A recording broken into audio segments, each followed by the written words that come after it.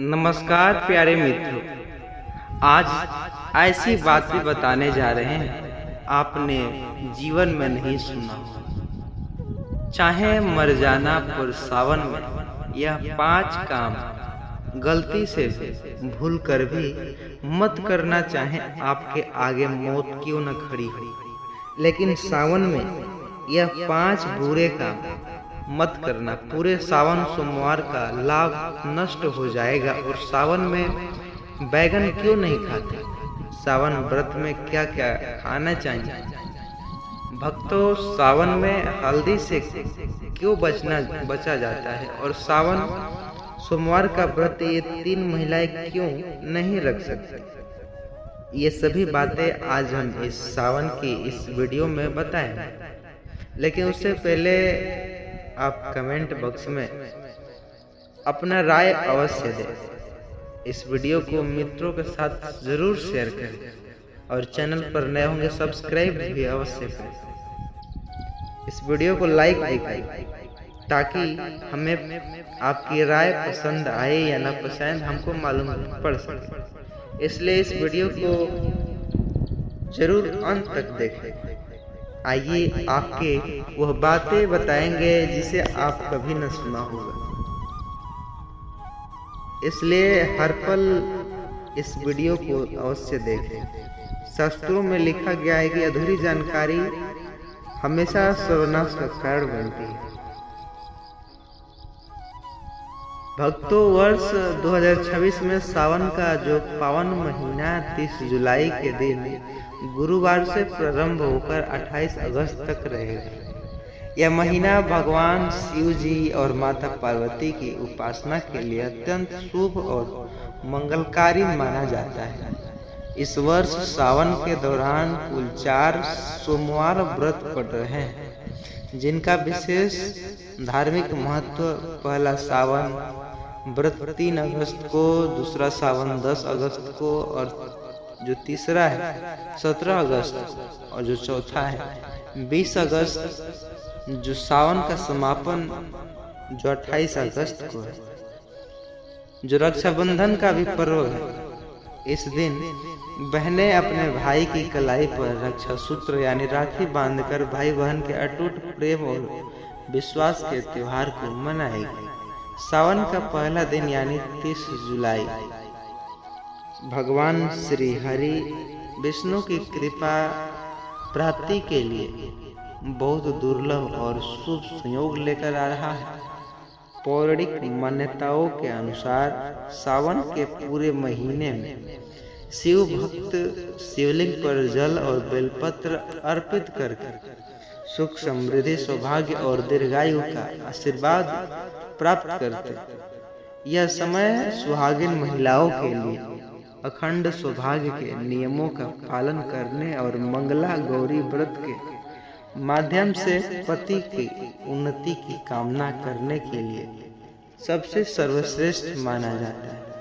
अंततः 30 जुलाई से शुरू होने वाली इस पवित्र माह में श्रद्धा, नियम और पूर्ण सात्विकता के साथ महादेव की शरण में जाकर कोई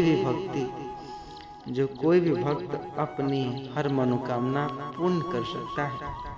सावन का महीना कोई साधारण महीना नहीं, यह 12 महीनों में सर्वश्रेष्ठ महीना माना जाता है। यह ब्रह्मांड के रचयिता, पालनकर्ता और संहार साक्षात देवों के देव महादेव का काल है। हमारे हिंदू पंचांग के अनुसार जब भगवान विष्णु आषाढ़ मास की देव श्रेणी एकादशी को 4 महीनों के लिए योग निद्रा में चले जाते हैं और पाताल लोक की ओर प्रस्थान करते हैं, तब पूरी सृष्टि पर एक पल के लिए अंधकार छाने लगता है। उस समय ब्रह्मांड को विनाश से बचाने के लिए महादेव स्वयं इस सृष्टि का पूरा कार्यभार अपने हाथों में ले लेते हैं। इस साल सावन की शुरुआत एक बेहद अद्भुत, दुर्लभ और तांत्रिक संयोग के साथ हो रहा है।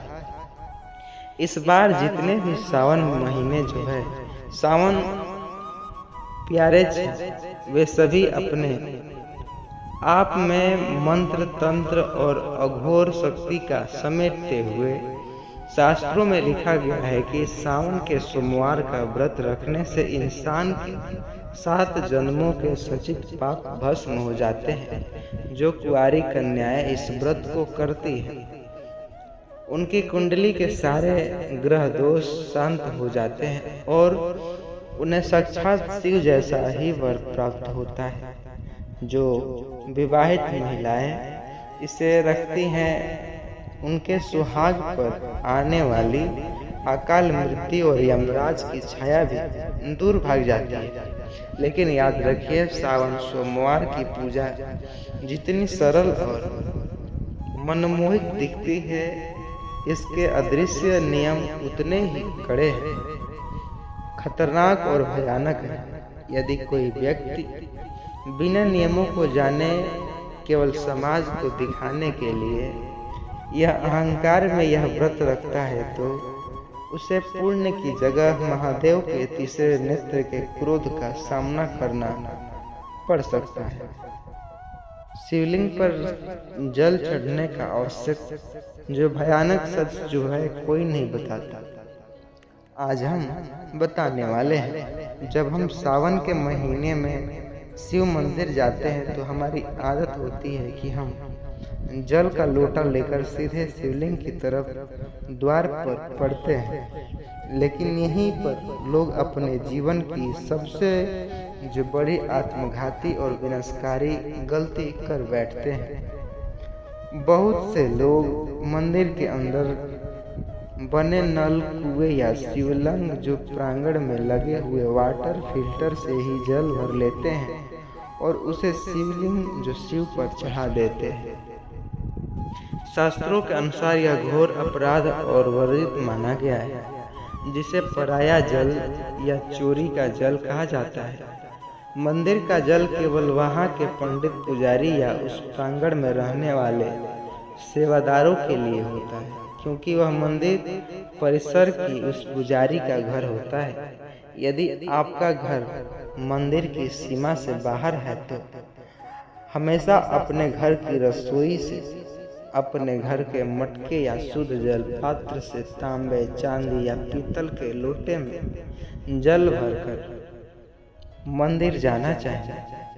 इसके पीछे का जो सबसे बड़ा आध्यात्मिक और वैज्ञानिक रहस्य यह है कि आप अपने घर से जल लेकर पैदल या किसी मध्य के बीच शिव मंदिर की ओर निकलते हैं तो रास्ते भर आपके घर की नकारात्मकता ऊर्जा, जो आपके परिवार की जो बलाएं, पितरों का कष्ट और आपके शरीर की बीमारियां उन जल के भीतर समाने लगती है। वह जल आपके सारे कष्टों को अपने भीतर सोख लेती है। जब आप उस जल को शिवलिंग पर अर्पित करते हो तो महादेव आपके उन कष्टों को स्वीकार करके उन्हें अपने गले के विष की तरह भस्म कर देते हैं। लेकिन यदि आप मंदिर का ही जल लेकर वहीं चढ़ा देते हैं तो अपने घर का कोई कष्ट महादेव को सौंपा ही नहीं। आपका वह यात्रा अधूरा रह जाता है। उस पूजा का फल शून्य हो जाता है। शिवलिंग के गिरते जल के चमत्कारी और डरावने फायदे शिवलिंग पर जब जल की अखंड धारा गिरती है तो वह शिवलिंग के नीचे बनी जलहरी में जो होते हुए एक सुनिश्चित दिशा में बह जाती है। शास्त्रों में उस बहते हुए जल को साक्षात अमृत और शिव की अलौकिक ऊर्जा का महापुंज माना जाता है। पहला जो है नियम, जब आप जल चढ़ा ले तो उस जलहरी से बाहर बहते हुए जल को कभी भी भूलकर लांघना नहीं चाहिए, क्योंकि जब वह ऊर्जा इतनी तीव्र और तांत्रिक होती है कि यदि कोई साधारण इंसान उसे लांघता है तो उसके शरीर का चक्र बिगड़ सकता है और उसका मानसिक संतुलन तक हिल सकता है। लेकिन शास्त्रों में कहते हैं कि गिरते हुए जल को किसी मुसाफिर या भक्त को थोड़ा सा अपने पात्र में रोक लेना चाहिए। उस जल को अत्यंत पवित्र और चमत्कारी मानकर अपने घर ले जाना चाहिए। यदि आपके घर के जो किसी छोटे बच्चे या किसी बड़े बुजुर्ग को बहुत तेज बुखार आया हो, जिसे घर पर डॉक्टरों की दवाइयाँ भी काम करना बंद कर दी, चूँकि इस दिव्य जल के कुछ छींटे उस बीमार व्यक्ति के ऊपर मार दो या उसे 2 बूंद जल पिला दें, आप अपनी आंखों से देखेंगे कि महादेव की कृपा से वह भयंकर और जानलेवा बुखार से भी मिनटों में दूर हो सकता है। इतना ही नहीं, यदि किसी व्यक्ति की आंखों में हमेशा कीचड़ जाता, आंखों में लाल रहती या जलन होती हो या उम्र के साथ आंखें की रोशनी धुंधली पड़ रही हो, तो इस जल को सुबह सुबह अपनी आंखें पर पलक के पास लगाना शुरू करें। धीरे धीरे आंखों का सारा भय विकार दूर हो जाएगा और आपकी आंखों की रोशनी इतनी तेज होने लगेगी कि बरही से बरही बीमारी जो मिनटों में कृपा से पूरी तरह साफ और चमत्कार हो जाएगी। इस महा उपाय बेल और जलरेज का ताबीज, तंत्र काट और खानपान का रहा पहरा। अब हम बात करेंगे कि घर के आंगन में जल छिड़काव का भयंकर तांत्रिक रहस्य। शिवलिंग से लाए उस बचे हुए जल को केवल पीना ही नहीं, बल्कि इसका एक ऐसा प्रयोग करें जो बड़े बड़े तांत्रिक के होश उड़ा देता है। यदि आप जल को अपने घर के आंगन में रख के चारों कोनों में तिजोरी के पास मुख्य द्वार पर छिड़कते हैं, तो आपके घर में आसपास मंडराने वाली भयंकर से भयंकर अदृश्य शक्तियाँ, भूत प्रेत, अतृप्त आत्माएं, नकारात्मक बाधाएं चीखते हुए उस स्थान को हमेशा के लिए छोड़कर भाग जाती है। करने से हर सुहागिन स्त्रियां जो विधवा होने से बच सकती है। सावन में जो सुहागिन स्त्रियां यह काम नहीं करती, तो उन्हें सुहागिन होने का माता पार्वती जी जो कि कभी वरदान नहीं देते। सावन में जो स्त्री करती है 5 पाप, तो वह विधवा हो जाती है। अगर अखंड सौभाग्यवती रहना है तो सावन में यह 5 काम न करें। सावन की यह पवित्र जो कार्य है, जो कि सुहागिन स्त्रियां सावन में 2 चीजें दान अवश्य करें। पूरे 30 दिनों तक और पूरे सावन सोमवार का विशेष लाभ मिलता है। फिर कभी कोई स्त्री विधवा नहीं मिलती। मित्रों, सावन के इस पावन महीने में आपकी एक छोटी सी लापरवाही आपके सुहाग की मृत्यु का कारण बन सकती है।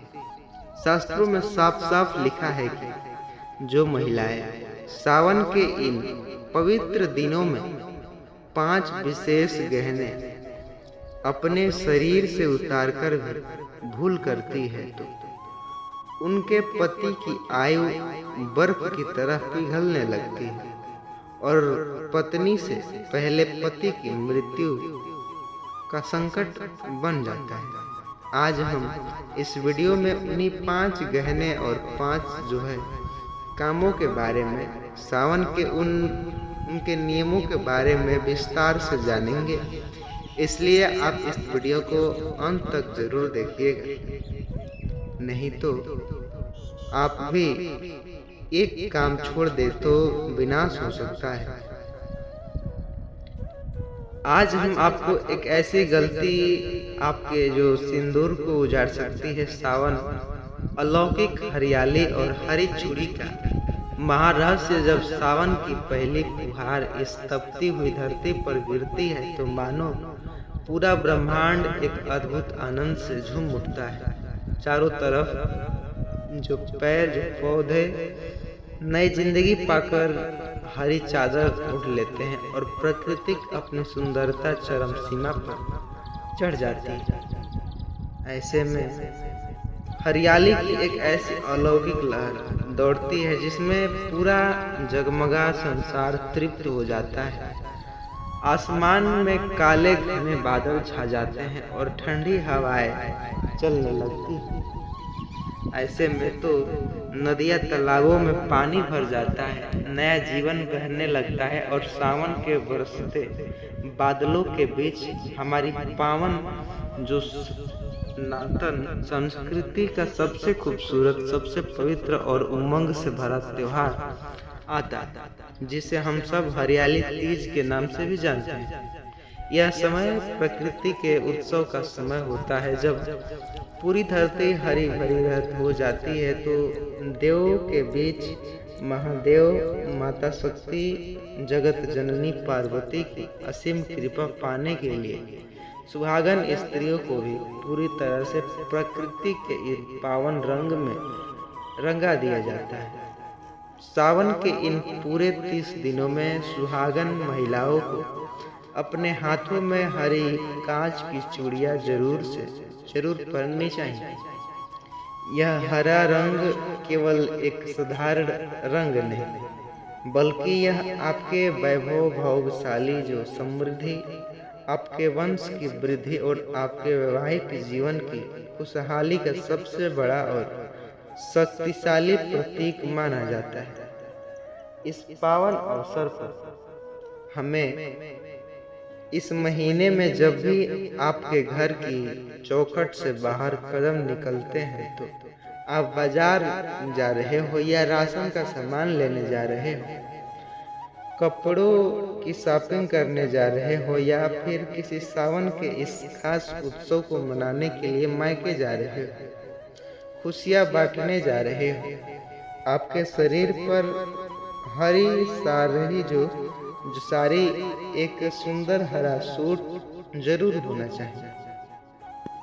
जब एक सुहागिन स्त्रियां पूरे मन से हरे वस्त्र धारण करके अपने हाथों में हरी चूड़ियों को जो खनकती हुई बाजार या अपने मायके गलियों से गुजरती है तो शरीर से निकलने वाली सकारात्मक ऊर्जा उससे आपस की हर तरह की नकारात्मकता ऊर्जा या बुरी नजर और भूत प्रेत बाधाओं से अपने आप नष्ट हो जाते हैं।